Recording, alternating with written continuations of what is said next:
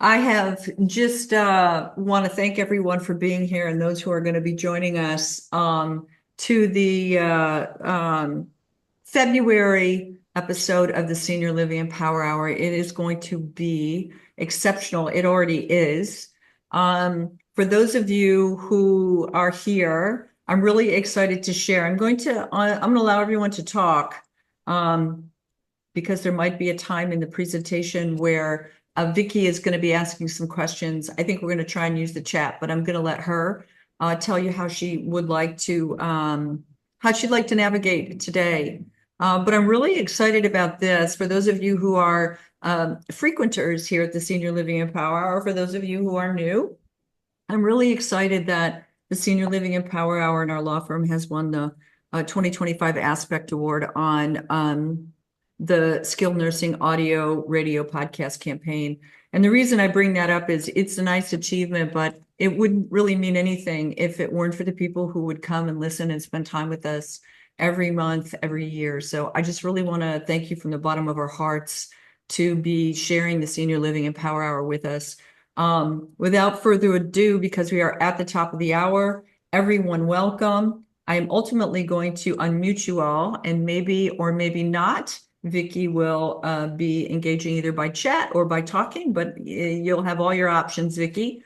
I'm really thrilled today to have with me, this is our Pioneer and Mavericks season of the Senior Living and Power Hour. And I mean, if we had to define pioneers and mavericks, I really wouldn't need to say much more than just introducing Vicki candidly. So not a minute here. So that is the problem with having everyone. I need you, everybody, if you don't mind, please, everybody, please mute yourselves, and then we will. Hold on, I'm going to do it myself. Mute, perfect. And if Vicki has some questions, we can either unmute.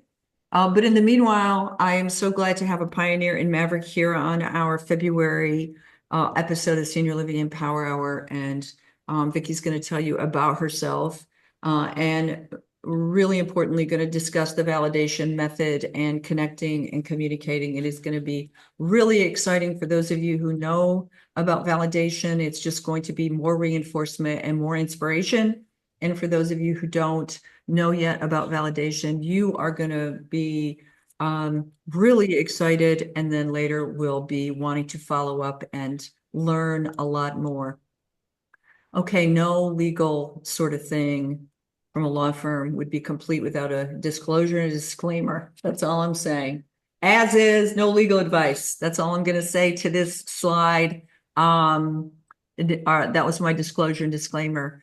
So I'm your host every month, and I have a long history in senior living, and it's just been an amazing journey for me, both as a lawyer and then as also as a caregiver and a communitarian in the senior living space. You are all joining me at my law firm here in Memphis, where we do a lot of amazing engagement in the senior living space in all sorts of different ways. So you can learn more about me. Come on and visit.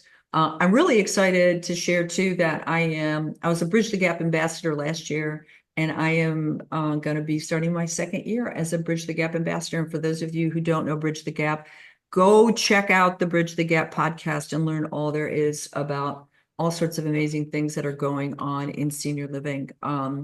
Really great things going on at Bridge the Gap. So I'm really grateful to be part of that.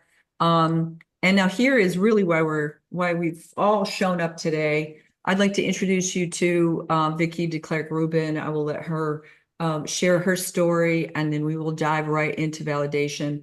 Vicki, when I was putting a list together of pioneers and mavericks, I had a sort of a top three. That's how it goes. My top three draft picks, and you were my top draft pick. So thank you for being here. And you are the executive director of the Validation Training Institute. I'm really going to turn the rest of the program over to you to share your story and to engage with us on validation. So Vicki, welcome. Thank you so much. And tell us about you, Vicki. Tell everyone about you. Well, Thank you very much for having me on the Empower Hour.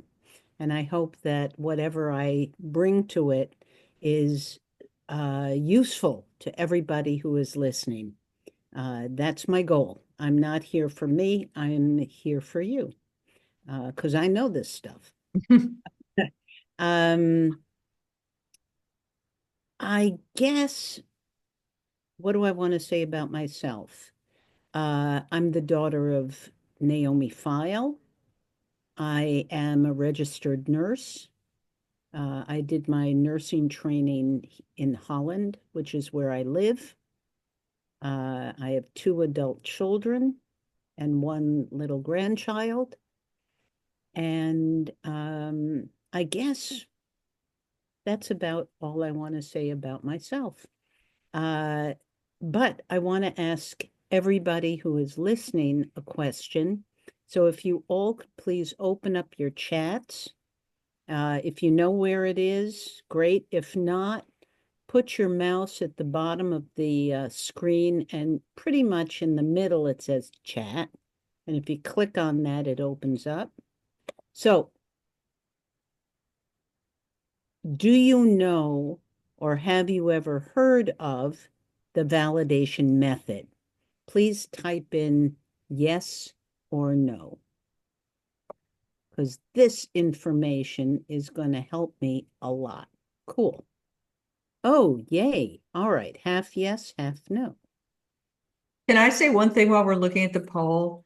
I'm Hmm. really thrilled to have with me, and I really want to shout this out because it means a lot.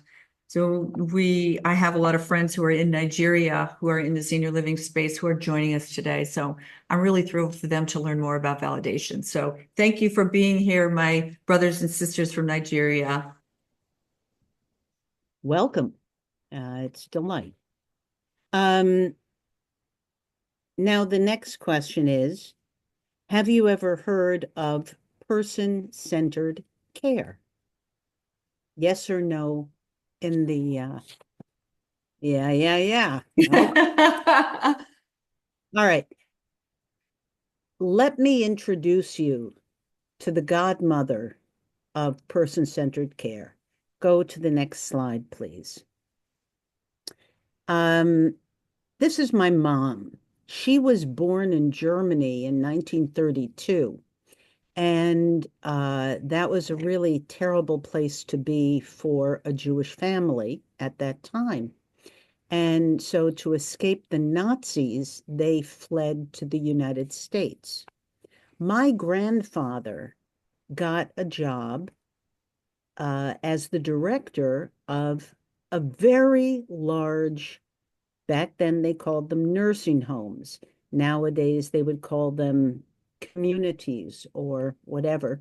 If you look at the top right-hand picture, that's my mom sitting in front of the Montefiore home, which is where they lived in the home in 5 rooms.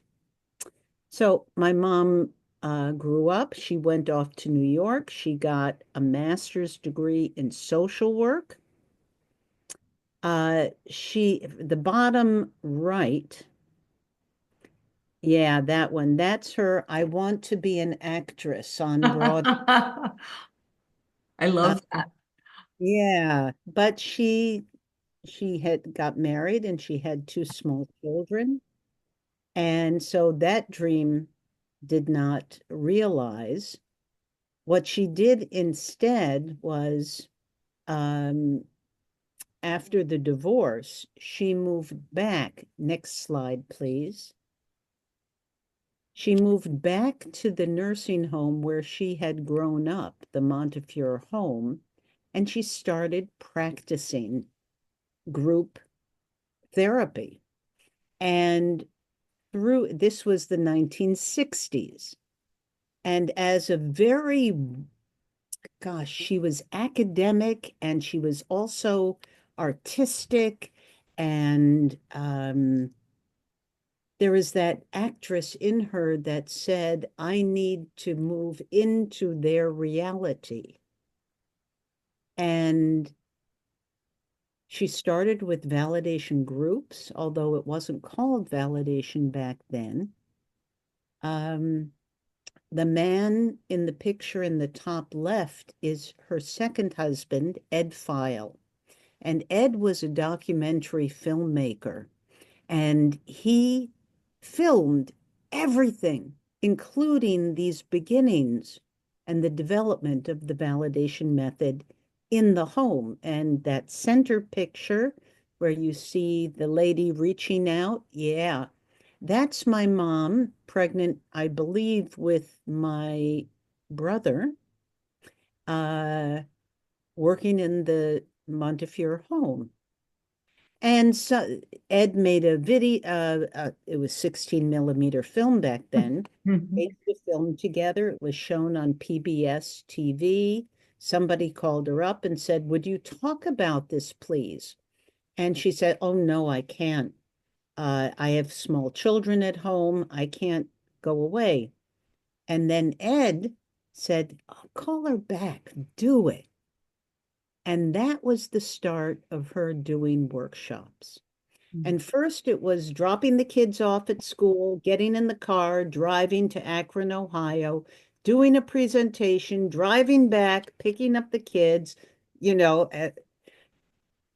Well, she carried on doing that up, and we're talking about like 1972, 3, 4, building.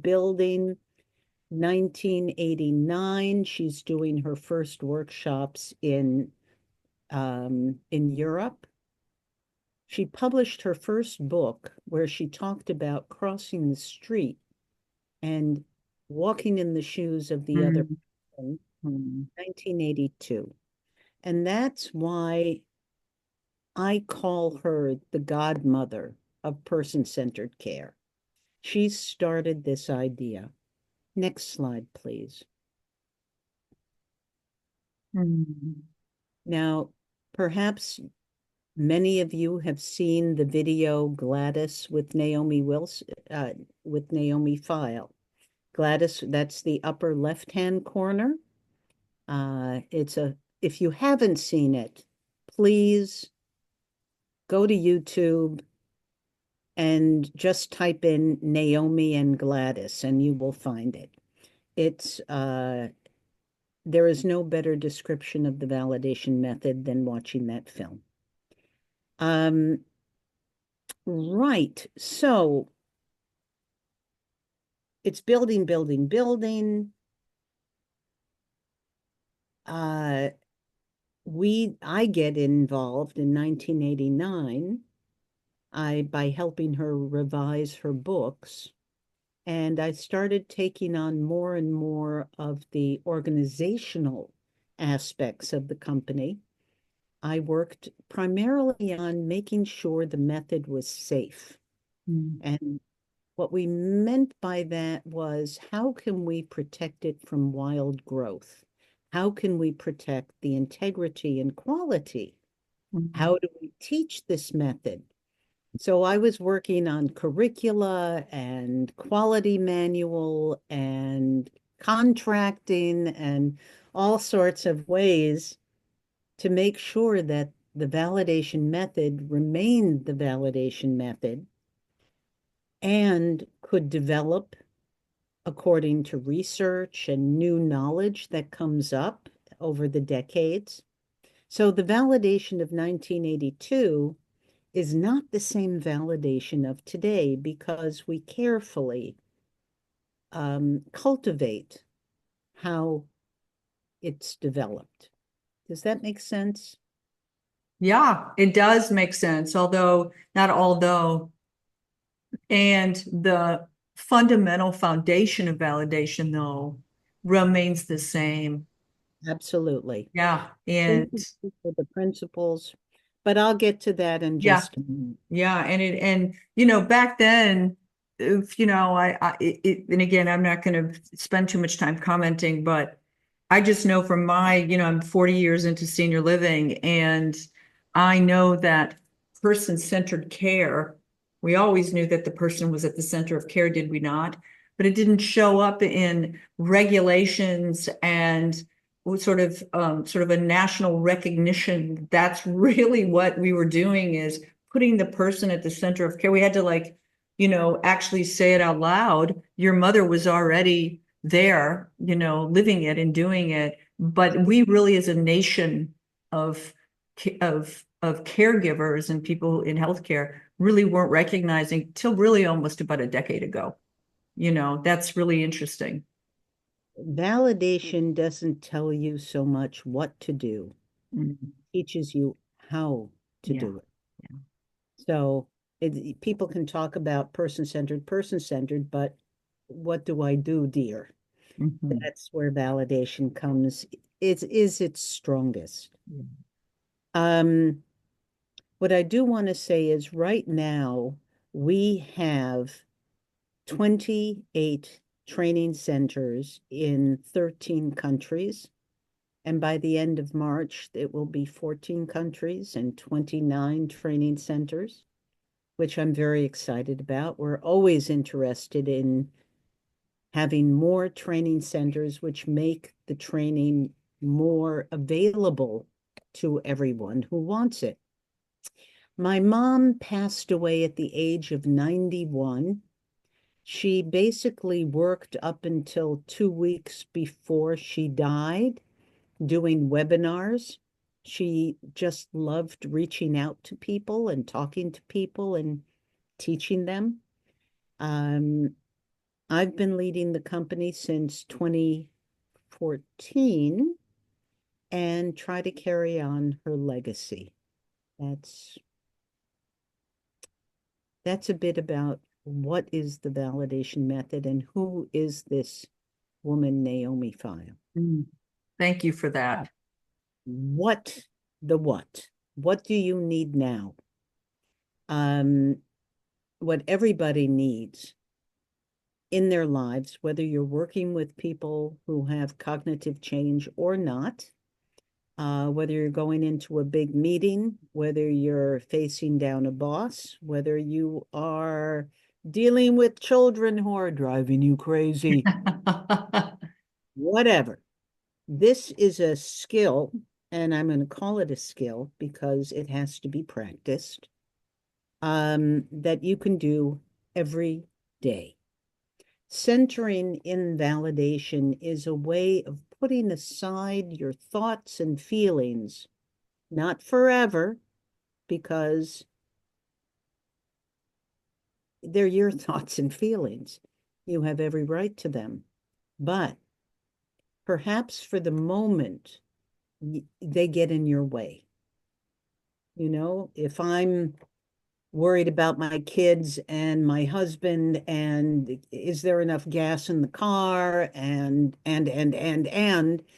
I want to connect with somebody, my brain is not focused on taking in the other person. I'm scattered. And centering is a way of putting those things aside. So I would like you to think of your favorite color, a color that gives you energy. And please put your feet on the ground. You can close your eyes, you can leave them open, whatever you like. I'm going to close my eyes. And I'd like you to imagine that the air around your head is colored with this energy-giving color. And every time you inhale, you pull the color inside of you, filling your body with resourcefulness. And take in the next breath in through the nose and exhale through the mouth. And allow the color to fill your legs.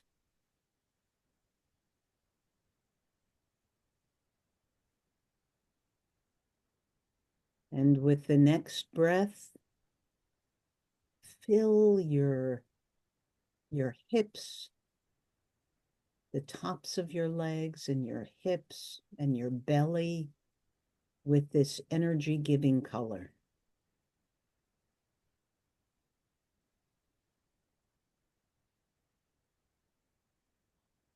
And now let it fill up your belly and your chest, rising up through your lungs, into your shoulders.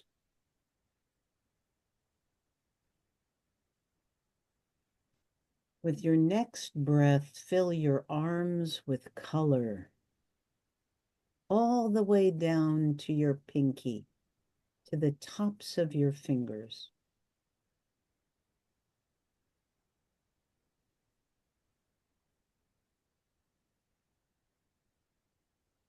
And now, with the next breath, fill your head with color.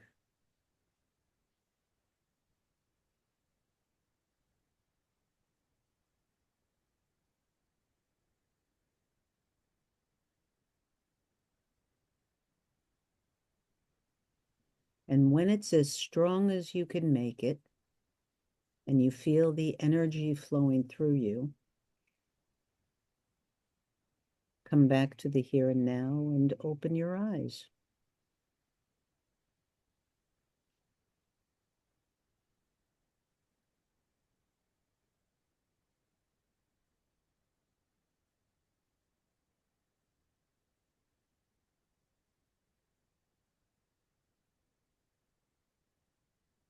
Everybody back?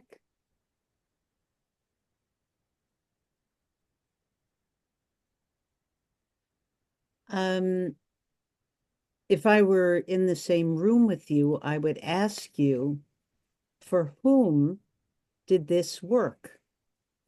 And usually it's about half it worked and half it didn't work. And for those for whom it worked, yay, use it, practice it, do that little exercise every day, because if you do that for about a week or two, and what does it take? 2 minutes? It's a lovely little exercise you can bring anywhere with you.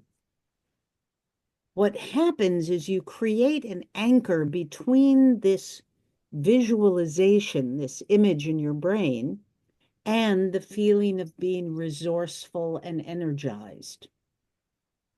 And after a while, you'll think of the color and boom, you'll get that feeling. That's creating an anchor. It's marvelous because I can wear a pair of pants that's my particular color, and the color triggers feelings of being very centered, which is, it's great for me. Now, for the people who it didn't work for, I want to say I'm very, very sorry. However, there are about a skadillion centering exercises out there, and you may already be doing something that works for you, in which case, just keep doing it. Give yourself that 2 minutes to collect, to empty, to just, I don't know, visually, I think of it like being in a Tai Chi position. Do you know what I mean? Ready. I'm ready. Oh, on our YouTube channel, you go to YouTube, you type in Validation Training Institute. There is an entire section of exercises for you to choose from. Everything from 2 minutes looking at the Atlantic Ocean to anchoring with a stone or a touch, anchoring with sound. There's a lot of choices out there, but find something, please, please, please, please. Okay. Can you do the next slide, please? What is validation?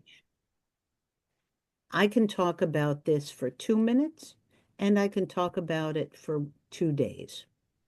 In short, the one sentence answer is Validation is a method for communicating with very old people who have cognitive change or cognitive decline, or more medically speaking, neurocognitive disorders. A lot of people think, oh, validation is just using empathy. Well, as you can see, empathy is a really important part of validation's basic attitude. Being honest and integral, being respectful of the other human being in front of me, using emotive empathy, which means I am feeling your feelings, which is different from sympathy, which is I am feeling what I think is your feeling, rather than going and crossing the street. And understanding is cognitive. That's a different thing. Not bad, no judgment involved. It's just emotive empathy is, it requires energy to use it.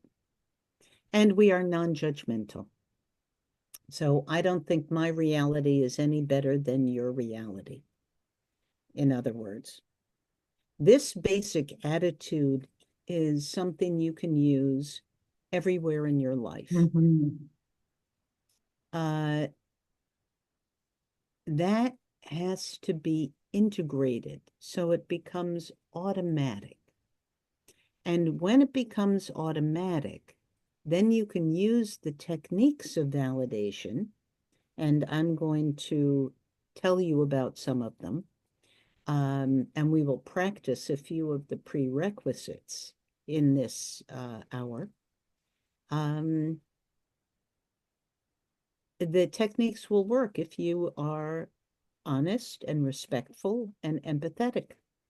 And if you're not, the techniques may not work so good. The theory of validation is important. The principles are pretty important because they give us a vision of the older adult. But the goals of validation are really critical to really understand, because we're not out to make people better. We acknowledge we cannot. I cannot give a woman who is missing her dead husband back. I can't do it. What I can do is cry with her because she's feeling loss and pain and sad and missing. And all those feelings are okay. So that's why the principles and goals are important. Putting it all together like a tripod, they balance each other. The theory informs the attitude makes the techniques work. If you're doing the attitude and the techniques for the wrong reasons, it also doesn't work. So it's a little more complex than most people think. Good. Let's move on to one of the most important principles of the validation method. Right. We look at this and we say, yeah, I'm not trying to change them. And yet, when Mrs. de Klerk is yelling at you, it's very hard not to get into a defensive position. Not try, oh, it's okay, it'll be better later on. Trying to calm people down. Accepting them as they are means they're allowed to be angry, they're allowed to be sad, they're not allowed to hurt other people. I mean, that's important. I'm not saying no boundaries, but let them be who they are. If a woman thinks that she's cooking for her children every evening at 4 o'clock, she's trying to be a mother. We understand that. And to just comment here, my dad always used to tell me, Rebecca, a little bit different language around it, but a similar, point. He would tell me, just meet people where they are. No matter who you meet, you don't know where you are walking into someone's life story. They have a whole life before they had an encounter with you, and they will have a whole life after. So wherever you walk into that moment, and or a whole series of moments strung together for a relationship, he would tell me, you just take into consideration you are just literally walking into some page of a chapter of their book, and just meet them where they are in their lives. So accepting is even kind of the next level, right? So Wise words. yeah, yeah, Yeah. So this says we need to step into their shoes rather than ask them to step into ours. yeah, We should not try to change them. yeah, important. Next slide, please. Yeah. Okay, hold on, I'm having a little glitch. Perfect. Okay. I love this picture, by the way. When I was looking at these slides, this visual is just compelling. Hmm.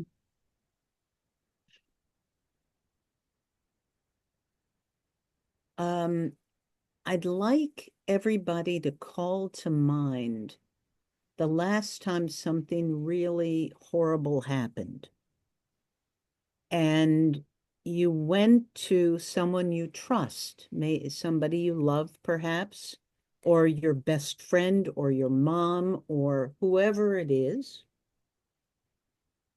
and you started telling about what happened. And when that other person is just listening to you and not trying to make you feel better and not trying to make it to change the situation, just to be there with you.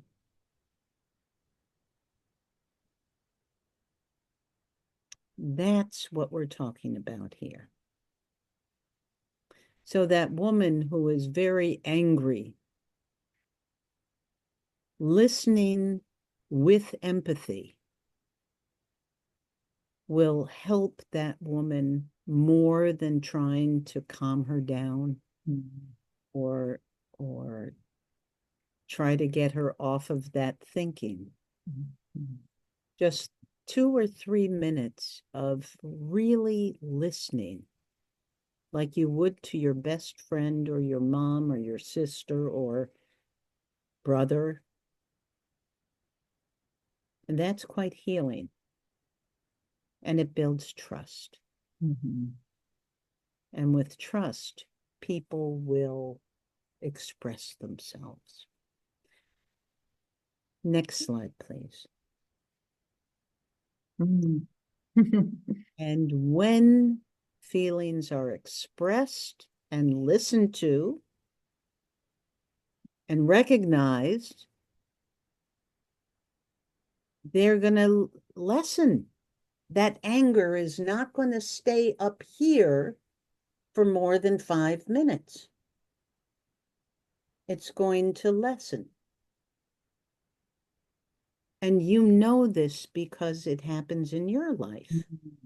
When you're very angry or very sad or you have other strong emotions, when somebody's really listening to you and you feel like, oh yeah, they get me, there's that breath. So keep that also in mind. Next slide, please.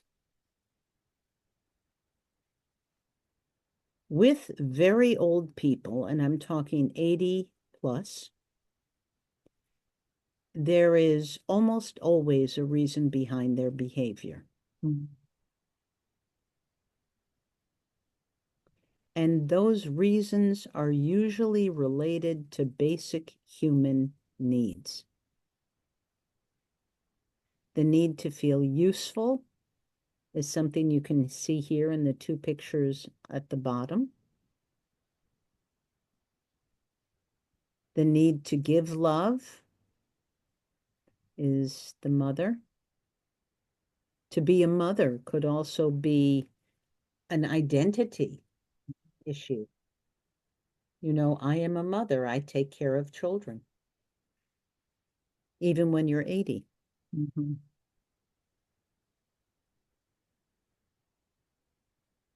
Okay.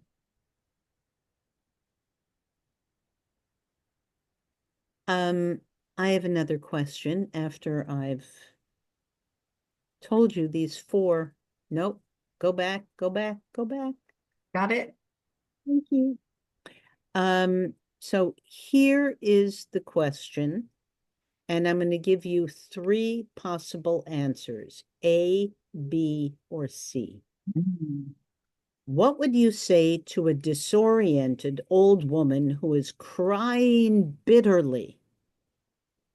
A, don't worry, things will get better. B, don't cry, everything is okay. Mhm. C, what is making you so sad? Mm. A,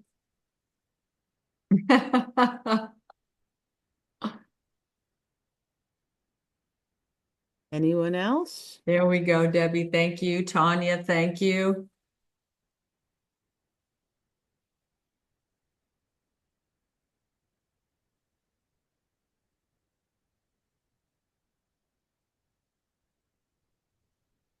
Should I read them once again? Yeah, why don't you read them one more time? What do you say to the disoriented old woman who is crying bitterly? Don't worry, things will get better. Don't cry, everything is okay. C, what is making you so sad? Mm. Thank you, Joy. Well, everybody got it right. Yeah. Everybody got it right, which means you were paying attention. And I just have to plug in my laptop because I'm running out of juice. Don't want to run out of juice. Um, thank you. This was the right answer. Yeah. And that means you got these principles. And that's why the principles connect directly to your behavior as a caregiver, whether it's professional or at home. Mhm. Um, so now let's go to the next slide. All right. How does it work? I'll tell you. I love it. Um, I've simplified it because, like many things, it's easy to simplify it down, but very complex when you start to do it. Mhm.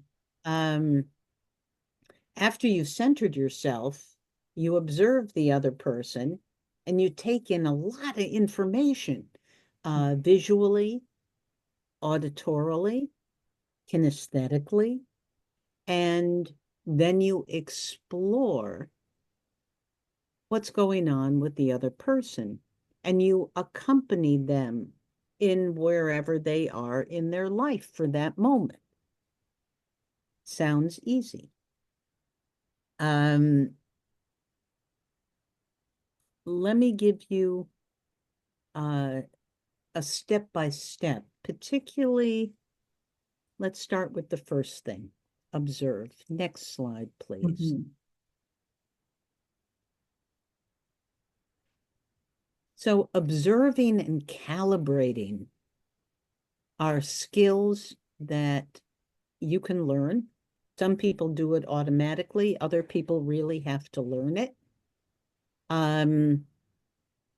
These are basic emotions, which I hope were expressed very clearly. Love these. The upper left probably is very easy for people to identify, right? Happiness. Happiness. Mm. And just underneath, That fear. that felt scary to me. Yeah, Mhm. fear, real fear. And we have sadness twice, I see. Surprise, disgust. So, what we want to do is to notice the eyes, the eyebrows. Are the eyes wide open or are they tiny? What's going on with the nose? Is it wide? Is it pulled in? Is the mouth down? Is the mouth up? Is it straight across? Can you see the teeth? Is there tension in the cheeks? What about the chin? Is the chin forward or backward? Mm. This is, and then you go even further, you start looking at the breathing. Is the breathing up here in the chest or is Mhm. it deep in the belly? What about the shoulders? Are they rolled forward or are they pulled down or up or back? This all gives you information. Mm. Then you can go to voice tone and so forth. But since I want to teach you about observing and calibrating, calibrating means you match what you see. So let's do the easy one because happiness is usually easy. I can't see you, so feel free to jump right in and do this exercise. What we want to do is not exactly mimic, but to take on aspects of what you see. So the lips are together. There's a little lift in the corner. The eyes are a little narrowed. The forehead's relaxed. The cheeks are relaxed. The shoulders are down. And I think you can if you want to, if you have video capability, feel free to pop in on the video if that's available. If you want. Mhm. And now, if you feel like you got that, I want you to just recognize if there is a moment when you start feeling the emotion. Mm. Let's try a different one. Let's pick, you can pick either of the sad pictures. Okay? In one, the eyes are open, and in the other, the eyes are down. But in both cases, the mouth is hanging.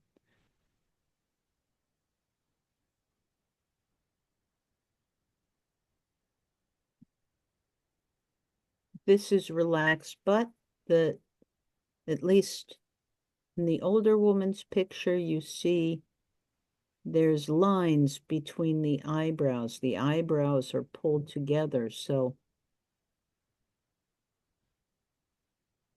and the vision is looking down. And what happens to me when I take on those elements, what I hear is that my voice tone drops Yeah. and my breathing is a little more resonant lower in my chest. So what I'm saying to you is when you observe and calibrate, it's an easy stepping stone to finding empathy Mm. with the other person who's sitting across from you. Mm. Is that clear? Okay, we don't have a lot of time still, and I want to do maybe one or two other exercises. So Excellent. let's go to the next slide. I love this one. When you approach somebody, it's super important to recognize their boundary, Mhm. not our boundary. So I'm sure you have that sensibility in you. For instance, if I do this and I start talking to you like this, write in the chat how it makes you feel.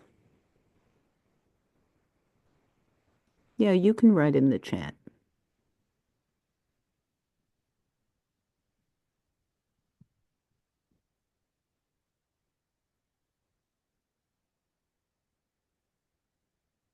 Okay, invaded, nervous, you violated. Right, exactly. Oh, judged. That's, yeah, interesting. Now, if I'm back here Mm. and I want to tell you about this really important thing that happened to me, and it's a personal story, how does that feel? Write it in the chat, please.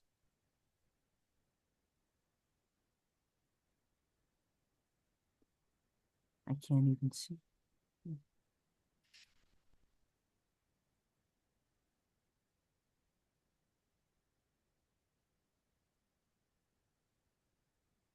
You've got a distant, a distanced, unimportant. Unconnected, right? Mm-hmm. Yeah. So if I want to connect with you, I've got to find the distance that's comfortable for you. It could be that I have to, if with many very old people, you have to get very close because otherwise they won't see you, they won't feel you, they won't respond to you. So you may end up getting closer than you feel comfortable.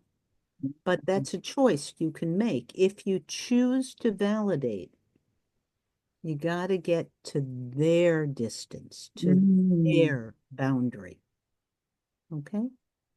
How do you know that? Like, so for example, in an older adult, and I'm just thinking about my experience with my own father, you know, he doesn't necessarily think he can't hear me or see me, or I know he can't though, because I'm observing, right? Him leaning in or him turning his ear to hear, you know. So I know if I move closer to him, but that he needs space. You know, how do we know what the right distance is for someone?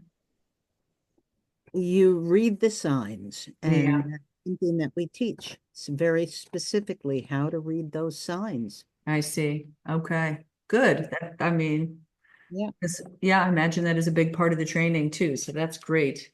Everything I'm covering right now, we go into great depth in every training that we offer. Fantastic. Because these are the ABCs of Hmm. the validation method. Next slide, please. Mm. I don't have time to go into this deeply, but eye contact on eye level is really important. Um, and that's all I want to say. Sometimes just taking a breath, making eye contact, getting on eye level makes all the difference in the world when you choose to validate another person. And the next one,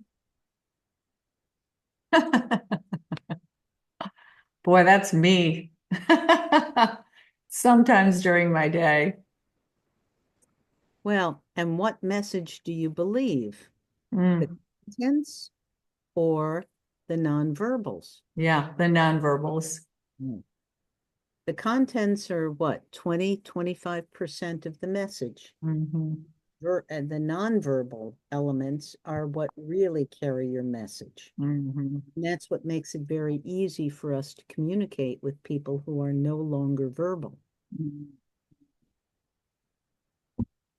It's also really important to pay attention to your voice tone and not to talk to people like they're children, Mhm. or talking down because I know what's good for you, Mhm. or whatever.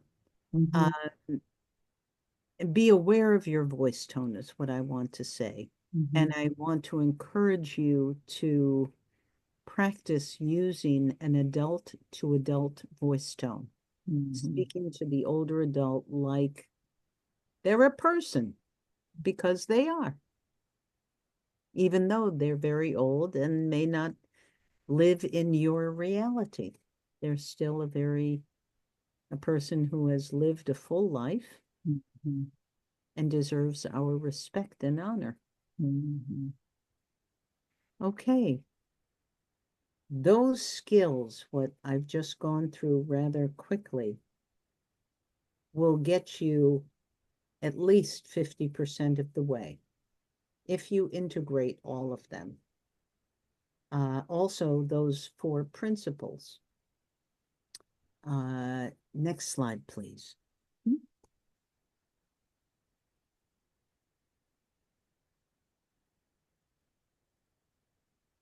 So, not much to say here. I've said it all before. There are Fantastic. Congratulations to everyone involved, to all the teachers, to all the trainers, to everyone out there making a difference, from my team to everyone else's. Thank you for this. This is really, I'm excited for everyone to learn more. and this is how you learn more. Mm-hmm. Have a whole bunch of trainings that try to deliver the level of knowledge and the level of skills that you want, and to lead up to our level 1 validation worker course, which really, when you go through that 40-week course, you are skilled in practicing individual validation with pretty much anybody who comes along. Um, because you have to practice for 6 months, 26 weeks of documented practice, get feedback, uh, video your work, do a case study. It's really quite an education. And then if you go on and want to do validation group work, where you validate 4 to 8 individuals at one time, that's also, that requires 6 months, 26 weeks of practice, running a group every week, getting feedback. Um, I have to tell you, group work is very fun, I bet. very fun. And then there's validation presenter and validation teacher and validation master levels.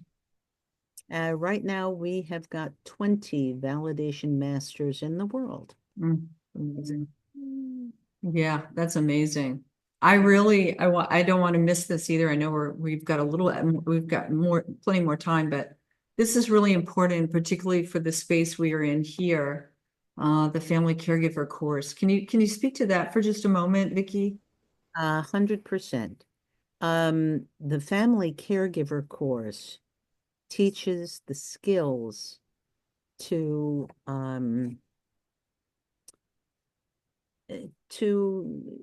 find the love and joy in the relationship. Mhm. It is 1 hour a week. Half of the time you're working on your own, Mhm. uh, as when it's convenient. Mhm. And the other half of the time you are meeting with other people in the class and a certified validation teacher to go deeper, to work on the skills. Because in validation, all our trainings, if we promise we're going to teach you skills, you're going to have to practice them and get feedback, and practice them and get feedback. And that's how we integrate that kind of knowledge, just as people. Now, that's pure pedagogy. Yeah. So, I think, if I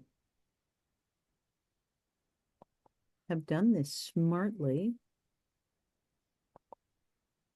I can put this in there you are. Oh, there you go. Fantastic. That's the course that's starting soon. So if you are interested in the course, it's we just got a testimonial yesterday, actually, from the person, one of the women who took the very first family caregiver course, and she said, "This is a must." Mm, She said, "This." In the beginning, they were all sort of, "Yeah, teach me something." By yeah. the end of the course, they were going, "Do we have to stop now? Can't we keep going?" I'm going to share that with the many, many groups of caregivers that I represent that we are engaged with. So fantastic. I'm really excited about that. It's more important now than ever. So Yeah, that's the one that we really want people to sign up for yeah, quickly so we can get it off the ground in March. yeah, fantastic. Is that like a cohort? Will you be creating like a group? Yes. Okay, perfect. And We validate. Oh, go ahead. I'm sorry. we can run the course when we have 12 people. Perfect. Yeah, that's what I was wondering. That's great. And then same thing for Debbie. Thank you so much for being here. Appreciate everyone. For those of you who had to drop off, validation for medical professionals. Maybe touch on that for a moment. Medical professionals in this group. This is we feel that training should be given in the way that the receivers need it and Yeah. want. So this particular course is a combination of online and it's all online, but half asynchronous and half synchronous, meaning working at the same time with a teacher and your classmates. Mhm. It's for doctors, nurses, anyone Mhm. who considers themselves a medical professional, Great. assume a certain basic knowledge Mhm. of dementia and yeah, it's a really fun course actually. And they at the end they go, why isn't this taught in the Right. med? Oh no, I get that. Like, why is this not its own course in medical school and nursing school, right? Um, just so people know where to find you, I want to make sure we've had time to connect, so I don't feel like we need to do any Q&A. But um, I do want you to share a little bit about the resources that are out there where people can connect with validation with you, Vicki. Absolutely. Um, well, I would love it if everybody here signed up for our newsletter. Mhm. Go to our website, which is I shouldn't type, sorry, vfvalidation.org. I put that in the chat earlier too, so if anyone needs it, it's in the chat. Awesome. Hmm. Mm, You can sign up for our newsletter at the bottom of that homepage. We have a ton of free resources. You can find them by going over to the tab Free Resources. And we've got probably over 60 short videos on our YouTube channel, which I told you about. We really try to offer people things that they can use immediately. What do I do when is great. The what do I do when, so critically important. What do I do when mom wants the car keys? Right. Do when mom doesn't recognize me anymore? What do I do? That kind of thing. Hmm. Really No, important. there are no, there's not a recipe we can give you. Say this and everything will be okay. That just doesn't exist in our world. But we can give you a skill set that sets you up for success. It's great. I know we're coming up on the hour here, but just so everyone knows too, for those of you who have joined us, and then for those of you who have not been with us before, we hope to have you back. Um, in a couple of days, I'll be sending around certificate of attendance. I'll be sending the slides, and then I'll be sending calls to action. So I will include in my email follow-up all the ways to learn about where to find and learn more about validation. So you guys will have that at your fingertips. And I don't just, this is a thank you that you put in your slides, but like I'm thanking you because just I know how important, and this will be, of course, made available to others beyond what our group is here, how important this really is, and particularly now more than ever, when we are, have this opportunity to be so globally connected and cognitive decline and awareness and ways that we can, really, oh gosh, just promote great living until there's no more living. Like that is really the ticket. How do we help others live well always, while they're still living? And just really want to thank you and your mother and everyone involved in the organization. We've already done some questions and answers, and these are just stay tuned and mark your calendars for the next couple of months. Vicki, just so grateful to have you with us.